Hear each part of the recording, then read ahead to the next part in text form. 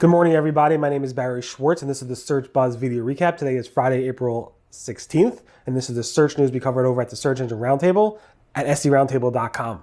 We got a lot to cover today. I have an early report on how big this Google search update was around the product reviews update. There was, or still is, a soft 404 bug, which may be causing ranking issues in Google search. Google Ads released an auto-apply recommendations feature that you should be aware of, and so much more. So stay tuned. And of course, I'd like to thank our sponsor, Loud Interactive. Thank you so much for sponsoring. Loud Interactive is a Chicago-based SEO firm led by Brett D. Payne. Thank you again for sponsoring. I deeply appreciate it.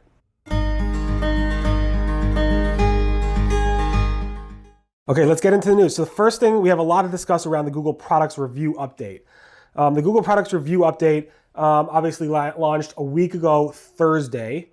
So over a week ago now. It's going to take about 2 weeks to roll out. We discussed all those tidbits. I'll give you a little bit of an update. But first, I posted, I believe, on Monday, because we definitely saw some impacts, and there's a lot of people talking about this, that we think this was somewhat of a big update for specifically any site that has product reviews and also for affiliate sites. Now, there's lots of industry chatter. Maybe I'll share some graphs here and so forth. And the tools all lit up. I mean, they all literally spiked tremendously during this update. So it does look like this update, if you look specifically at the product reviews and beyond, actually, it seems like this update was significant. Maybe Google rolled out another update at the same time, but it launched on Thursday, and it looked like on Friday, Saturday, and Sunday, that rollout happened in a big way. Now, some other things I want to point out about this product update is that Danny Sullivan confirmed with me, he works at Google, he confirmed with me that the Google product reviews update also can affect your Google Discover traffic. Just like a core update could affect your Google Discover traffic, so too a Google product reviews update can affect your Google Discover traffic. So keep that in mind. Also, Google said that they will be doing refreshes to this Google product reviews update, but they may not always notify us, confirm, pre-announce, or even post-announce that they have done a refresh to the Google product reviews update. They do this typically with core updates, but not always. But they are definitely not going to do this for every single update to the product reviews update. So keep that in mind. Also, John Mueller said that user-generated product review content is going to have a really hard time probably ranking after this update. So keep that in mind as well. Moving on to the page experience algorithm update, which is going to be happening next few weeks, I guess, with the core web vitals, et cetera, et cetera. That won't be a real-time update. Just keep that in mind. Google gathers that data using Chrome data, Crux data, and that takes like a 28 period cycle, and we don't even know what date that is. It might be a rolling time. It might be, every first of the month. Google said it doesn't work like that, so we don't know. It could be like a 28 lag period. It could be even like 40-day lag period. So even if you improve your core web vital metrics today, Google might not, you might not see that for 28 days or more in the actual ranking algorithm update. Not that I think this is going to be a big deal or not, which I told you beforehand. There is a Google bug, not fully confirmed, around soft 404s. Now, if you see a spike in soft 404s for your pages, Google maybe have a hard time ranking those pages in desktop search specifically for some reason. John Mueller, Danny Sullivan, they're all aware of this. I shared a bunch of charts about this happening.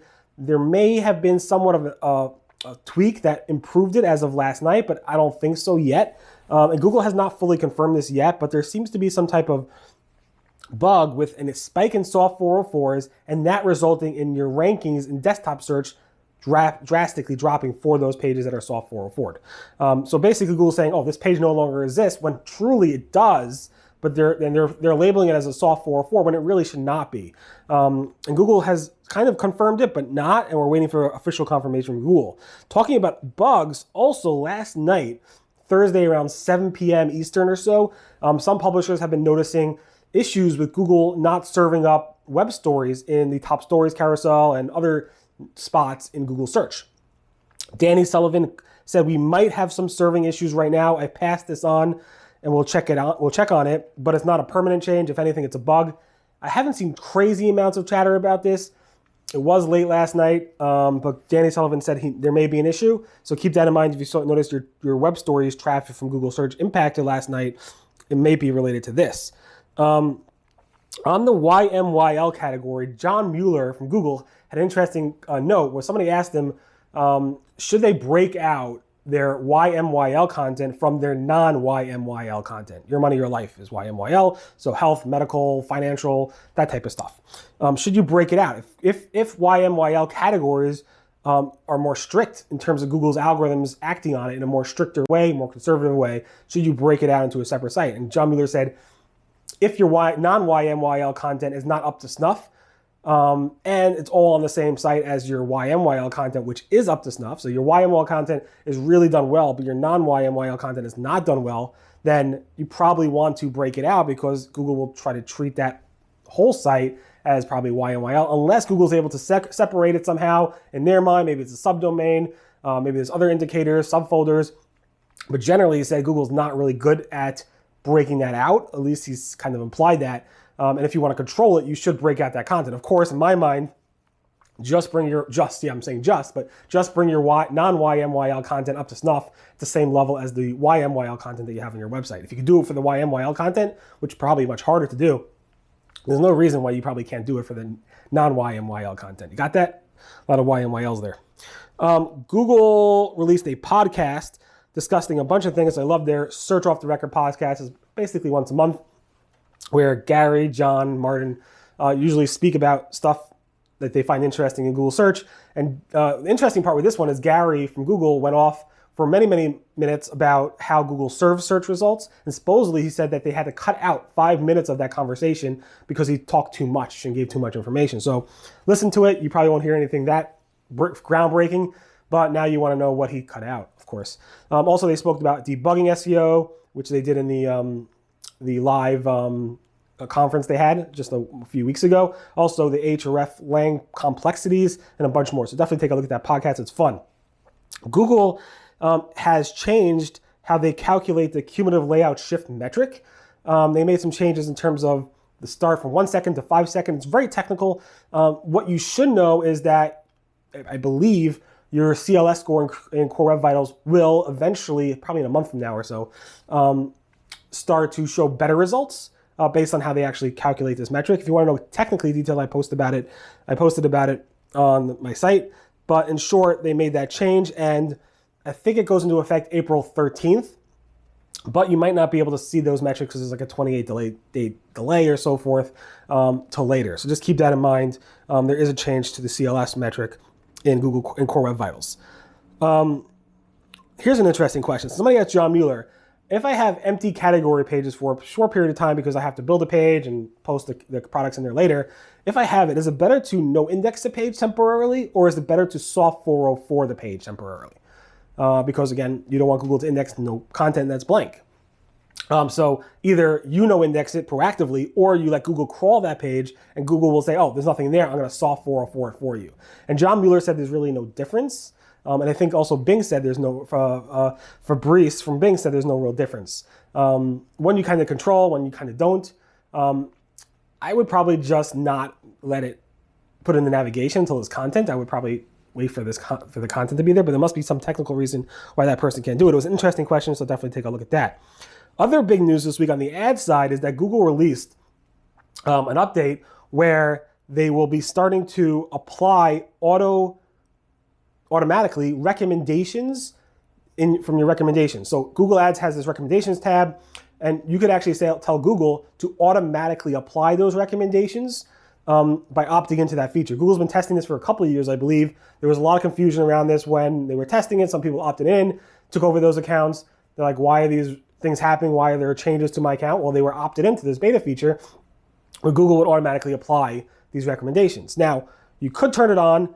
You could turn it on for certain categories. So there's lots of settings there. Most agencies probably will not turn it on, but keep in mind, you want to add to your checklist. If you take over an account or you have a new account or whatever, you want to make sure to see that that count is not opted in. There is a history tab to see what's changed and so forth, but it's obviously Microsoft just announced the thing last week, the same thing. So just keep that in mind that these ad companies are going to automatically make changes to your accounts. Not going to change your budget, but they can change your bids, your bid strategies, your text, all this type of stuff around campaigns. So keep that in mind. Google Ads also launched the Insights page, which they've been beta testing for, I think, several months now. It's available to all. So the Insights page is now available to all. Definitely take a look at that on the Google Ads thing. Google Ads also announced dynamic exclusion lists. coming soon in the next couple weeks or few weeks, which basically gives you a way to automatically exclude websites and web pages from your ads to show on it. You could actually dynamically control them by populating them from maybe your agency lists, maybe from third-party industry lists and so forth. So if you want to say, I don't want my ads to show up on these sites, you can now control that using dynamic exclusion lists. Google Search tweaked the knowledge panel to show basically the filter buttons. Here's a screenshot on the right-hand side. And when you click those buttons, it no longer anchors you down. It actually goes ahead and dynamically changes the top of the search results to filter for those filters, which is pretty cool. Google Local is testing inventory snippet with store location buttons under it, which is pretty cool. Also, there are some reports about Google not publishing local reviews in the Google My Business and Google Local results, so keep that in mind. And also on the local side, Google announced that Google Assistant / Duplex can help you complete your orders. So if you are on Android and you start your order there, you could complete the order using Google Assistant, and it will actually use either your Google Pay account to do the checkout or use your Chrome autofill data to pull your credit card information from there to actually complete your order using Google Assistant, which is pretty cool and kind of converging on offline to online to voice and so forth, which is pretty crazy. Anyway, thank you so much for listening to the Search Buzz video recap. My name again is Barry Schwartz. This is the search news we covered over at the Search Engine Roundtable at seroundtable.com over the past week. Again, today is Friday, April 16th. Thank you so much for Loud Interactive for sponsoring. I really appreciate it. Thank you, Loud. Everyone, have a great weekend. I appreciate it. Be safe. I'll speak to you guys soon. Bye-bye.